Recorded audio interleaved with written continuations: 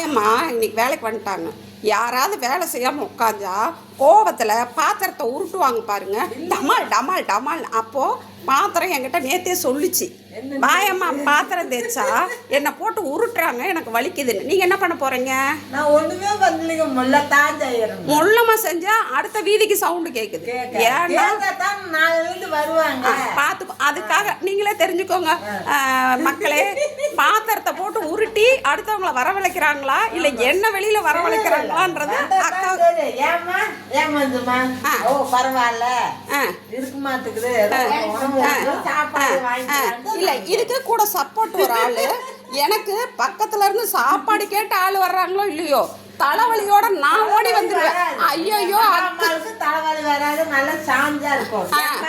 அப்போ எனக்கு உடனே தோணும், அக்கா நானே தேய்ச்சிடுறேன் பாத்திரத்தை விட்டுருங்கன்ட்டு ஓடி வர்ற அளவுக்கு பதற வைப்பாங்க நம்ம அக்கா. இன்னைக்கு இப்போ பாத்திரம் தேய்க்கிறவங்கள கூப்பிட்டு நான் நிறுத்திட்டேன். பாய்க்கா.